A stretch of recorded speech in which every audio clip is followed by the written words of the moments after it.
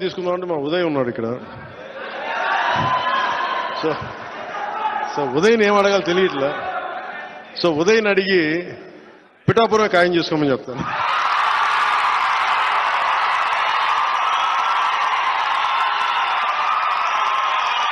జనసేన పవన్ కళ్యాణ్ పిఠాపురం నుంచి పోటీ చేస్తారు.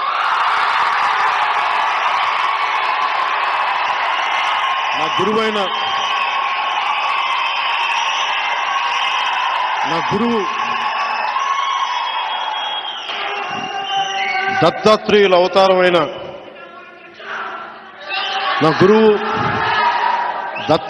అవతారమైన శ్రీపాద శ్రీవల్లభుడు జన్మస్థలం అది, శక్తిపీఠం అది. అక్కడి నుంచి పోటీ చేస్తాం. అనంతపురంలో కొడదాం తర్వాత భవిష్యత్తులో. ఇప్పుడు పొత్తు కొట్టనే.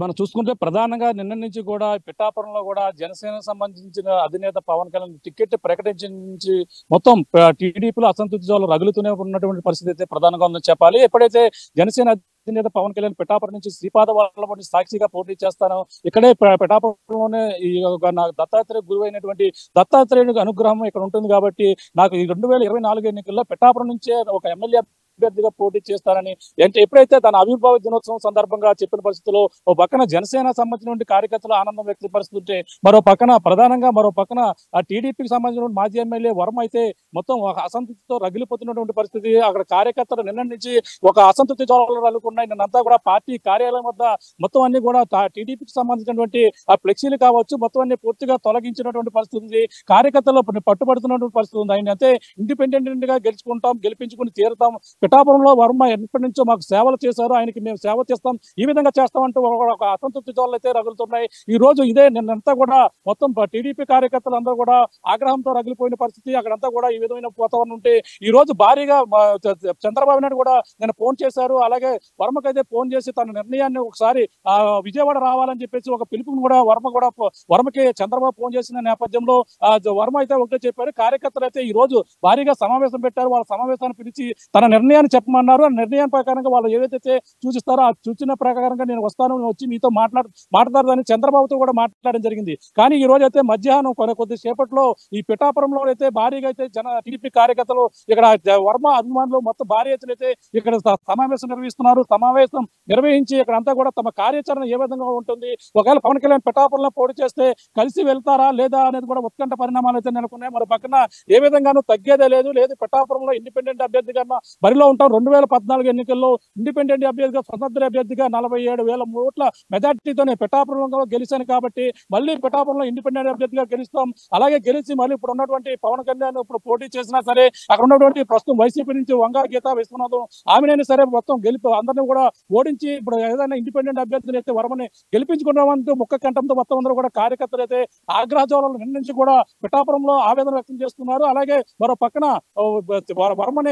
పక్కన వైసీపీ కూడా వ్యూహంలో ప్రధానంగా రచిస్తుందని చెప్పాలి. మరో పక్కన ముద్రగడ ఓ పక్కన అయితే ఈ రోజు వైసీపీలో జాయిన్ అయ్యారు. మరో పక్కన ఇప్పటికే వంగా గీతా విశ్వనాథ్ అయితే అక్కడ ఇన్ఛార్జ్ గా కొనసాగుతున్నటువంటి పరిస్థితి ఉంది. 2009 ఎన్నికల్లో ప్రధానంగా వంగా గీతా విశ్వనాథ్ అలాగే ముద్రగడ పద్మనాభం, ఎస్విఎస్ఎన్ వర్మ ముగ్గురు కూడా 2019లో వివిధ పార్టీల నుంచి కూడా బరిలో ఉన్నారు. కానీ ఇప్పుడంతా కూడా మారుతున్న రాజకీయ పరిణామాల రీత్యా చూసుకుంటే ఒక్కసారిగా వీళ్ళ ముగ్గురిని ఒకే తాటిపై తెచ్చి పవన్ ని ఏ విధంగా ఓడించాలనే ఉద్దేశంతో వైసీపీ అయితే వ్యూహరచన చేస్తుందని మనం ప్రధానంగా చెప్పవచ్చు. గతంలో భీమవరంలో ఏ విధంగా ఓడించామో అలా భీమవరం కావచ్చు, అలాగే గాజువాక కావచ్చు, అన్ని ప్రాంతాల్లో ఏ విధంగా అయితే ఓడించామో ఆ విధంగానే 2024లో ఓడించేందుకు వైసీపీ కూడా వ్యూహ రచనలు చేస్తుందని చెప్పాలి. మరో పక్కన అయితే మాత్రం ఈ వర్మని వైసీపీలో తీసుకున్న ద్వారా అయితే పవన్ కళ్యాణ్ కి చెక్కి పెట్టవచ్చు. ఇక్కడంతా కూడా పవన్ ఏదో విధంగా ఓడించొచ్చు అని కూడా వైసీపీ మరో పక్కన ఆ వర్మతో టచ్ లోకి వెళ్ళినట్టుగా మరొక సమాచారం అయితే వస్తుంది. కానీ వర్మ మాత్రం తన నిర్ణయాన్ని కార్యకర్తలు తీసుకున్న నిర్ణయం మేరకు వెళ్తాను, గత కొన్న నుంచి కూడా నేను ఆయనతో మొత్తం నియోజకవర్గ ప్రజలతో వాళ్ళ కష్టకాలంలో ఉన్నాను, కష్టకాలంలో ఉండడమే కాకుండా కరోనా వంటి భయంకరమైన వ్యాధి సమయంలో కూడా అందరి వెంట ఉంటూ వాళ్ళతో కలిసి వెళ్ళాను, వాళ్ళ వాళ్ళందరూ కూడా ఆపద అనేప్పుడు కూడా అడుగుతున్నారు. కానీ ఇప్పుడు ఉన్నటువంటి నియోజకవర్గ ప్రజలు నన్ను కావాలని కోరుకుంటున్నారు, నాకే ఇండిపెండెంట్ గా గెలిపించుకుందామని అని చెప్తున్న పరిస్థితి. కానీ సామాజిక వర్గం, కాపు సామాజిక వర్గం అందరూ కూడా తనతోనే ఉన్నాం, వరమతోనే ఉన్నాం అంటారు. ఎటువంటి ఇక్కడ పవన్ కళ్యాణ్ కాపు సామాజిక వర్గం వ్యక్తినట్టు కాబట్టి ఇక్కడ మేము గెలిపించుకుంటామని మంత్రులందరూ చెప్పడం కూడా సరైనది కాదు. కానీ కాపులు ఉన్నాం, సామాజిక బీసీలు, ఎస్సీలు అందరూ కూడా వరం వెంట ఉన్నామని చెప్పేసి మరో పక్కన నిన్న నుంచి కూడా నినాదాలు చేస్తున్నారు. ఇప్పుడు భారీగా సమూహం అయితే ఇప్పుడే చేరుకుంటున్నటువంటి పరిస్థితి. మరో కొద్దిసేపట్లో ఈ పిఠాపురంలో ఉన్నటువంటి ఈ యొక్క కార్యాలయం వద్ద అయితే భారీగా సమూహం జరుగుతున్నారు. మున్సిపల్ ఆఫీస్ ఎదురుగా ఉన్నటువంటి టీడీపీ కార్యాలయం వద్ద భారీ సమావేశమే ఏర్పాటు చేశారు. సమావేశంలో వరం ఏ విధంగా రియాక్ట్ అవుతారు, అలాగే కార్యకర్తలు ఏ విధంగా చెప్తారో అది ఏ విధంగా సూచనిస్తారు. కానీ కార్యకర్తలంతా కూడా ఒకటే చెప్తున్న పరిస్థితి, ఎట్టి పరిస్థితుల్లో పవన్ కళ్యాణ్ మేము సపోర్ట్ చేసేది, ఓటు ట్రాన్స్ఫర్ అనేది చేసేది లేదంటూ వాళ్ళంతా చెప్తున్నారు. మేమంతా టీడీపీ కార్యకర్తలు, టీడీపీ కంచుకోటగా వరమంతా మనంతా కూడా తీర్చిదిద్దారు, కానీ టీడీపీ మాత్రమే మేము ఉంటామని చెప్పేసి అన్నారు. కానీ టీడీపీకి ఇప్పుడు చంద్రబాబు నాయుడు అందరూ కూడా అన్యాయం చేశారు. ఇక్కడంతా కూడా మేమంతా కూడా పనిచేస్తాం, టీడీపీకి అయితే ఎంతో కష్టపడి పనిచేసి కొంతమంది కేసులు కూడా పెట్టించుకున్నాం, ఎన్నో ఇబ్బందులు కూడా పడ్డాం. కానీ ఇప్పుడు ఒక్కసారిగా తీసుకున్నటువంటి నిర్ణయం, ఒక్కసారిగా సీట్ లేదంటే ఏ విధంగా మేము సపోర్ట్ చేయాలి? అలాగే నియోజకవర్గం ఇప్పుడు ఉన్నటువంటి పిఠాపురం నియోజకవర్గం గతంలో మా ఎమ్మెల్యేగా ఇండిపెండెంట్ గా గెలిచి టీడీపీలోకి వెళ్ళి ఎన్నో అభివృద్ధి కార్యక్రమాలు కూడా చేశారు. కానీ ఇప్పుడు ఒక్కసారిగా ఈ విధంగా సీట్ లేదు, లోకల్ నాన్ లోకల్ అని ఒక ఫ్లెక్సీలు కూడా ఏర్పాటు చేసుకున్న పరిస్థితి ఇది ప్రధానంగా ఉందని చెప్పాలి. అక్కడ నిన్నంతా కూడా టీడీపీ కార్యాలయంలో నిన్న నుంచి కూడా పిలిస్తే పలిసే వ్యక్తికే మన ఓటు అంటూ ఒక ఫ్లెక్సీలు ఏర్పాటు చేస్తారు. ఇండిపెండెంట్ అభ్యర్థికి ఇక్కడ ప్రధానంగా పట్టం కడతామంటూ ఒక నినాదాన్ని ఇచ్చే విధంగా లోకల్ అభ్యర్థికి నా ఓటు అంటూ ఒకరు వస్తున్నారు. ఈ రోజు ఉదయం నుంచి కూడా వర్మ ఇంటికి అయితే భారీగా టీడీపీ కార్యకర్తలు అయితే అక్కడ చేరుకుని మొత్తం అక్కడంతా కూడా నినాదాలు చేస్తున్నారు. వర్మ రావాలి, ఇండిపెండెంట్ గా గెలవాలి, అలాగే మేమంతా కూడా గెలిపించుకుంటాం, లోకల్ అభ్యర్థిగా ఓటేస్తామంటూ ఈ నినాదాలు అయితే అనుకున్నాయి. పక్కన ముద్రగడ పద్మనాభం వైసీపీలో చేరిన తర్వాత, అలాగే వంగ గీత ఉన్న తర్వాత ఈ వైసీపీతో టీడీపీ వర్మను కూడా ఏ విధంగా కలుపుకుంటారా, ఎటువంటి సమాచారం విధంగా మాట్లాడతారు అనేది కూడా ఇప్పటికే వైసీపీ మరో విధంగా పాములు కదుపుతుంటే, కానీ ఎట్టి పరిస్థితుల్లో పార్టీ వైసీపీకి వెళ్లేది లేదంటూ ఒక కార్యకర్తలు ఇండిపెండెంట్ గా గెలిపించుకుంటామని కడాఖండిగా చెప్తున్న పరిస్థితి, పరిణామాలు అయితే ప్రధానంగా ఉన్నాయని చెప్పాలి.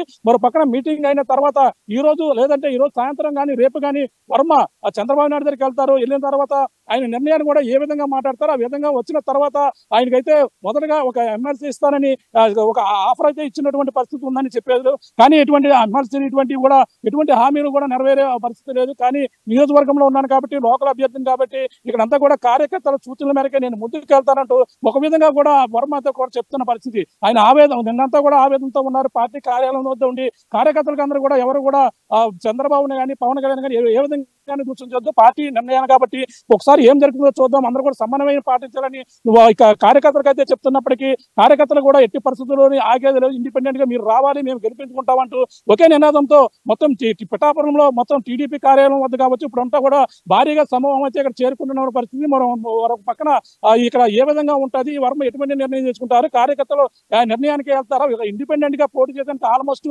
రంగం సిద్ధం చేసుకున్నట్టుగా అయితే సమాచారం అయితే మనకు వస్తుంది. ఫైనల్ గా చంద్రబాబును కలిసి నేను ఇండిపెండెంట్ గా వస్తాను, గెలిచి వస్తున్న తర్వాత మళ్ళీ మీ దగ్గర వస్తాను, ఏదో ఒక విధంగా ఆయనకైతే సమాధానం చెప్పి వచ్చేందుకైతే అంత సిద్ధపడుతున్నట్టుగా మనకు వస్తున్నట్టు సమాచారం. ఏదేమైనా ఇప్పుడు జరుగుతున్నటువంటి సమావేశంలో కార్యకర్తలు ఎటువంటి నిర్ణయిస్తారో దానిపై ముందుకెళ్లేందుకు కూడా వర్మ అయితే రంగం సిద్ధం చేసుకుంటున్నారని చెప్పాలి. ఏదేమైనా ఈ విధంగా వర్మ గాని ఇండిపెండెంట్ గా పోటీ చేస్తే మాత్రం పిఠాపురంలో మొత్తం త్రిముఖ పోటీ వర్మ అలాగే వైసీపీ నుంచి అయితే వంగా గీత వేసుకున్నారు, జనసేన నుంచి పవన్ కళ్యాణ్ త్రిముఖ పోటీ గ్యారంటీగా ఉండే అవకాశం ఉందంటూ ప్రధానంగా నియోజకవర్గంలో రాజకీయ నాయకులు అందరూ కూడా చెప్పుకున్న పరిస్థితి ప్రధానంగా ఉందని చెప్పాలి. తీసుకుందామంటే మా ఉదయ్ ఉన్నాడు ఇక్కడ. సో ఉదయ్ని ఏం అడగాలి తెలియట్లే. సో ఉదయ్ని అడిగి పిఠాపురం ఖాయం చేసుకోమని చెప్తాను.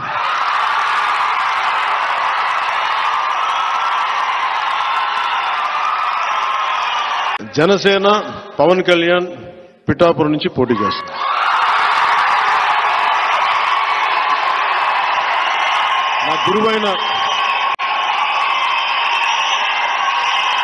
నా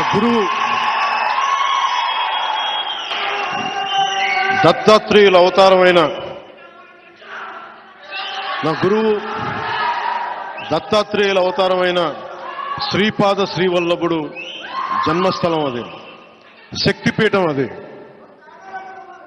అక్కడి నుంచి పోటీ చేస్తాం. అనంతపురంలో కొడదాం తర్వాత భవిష్యత్తులో.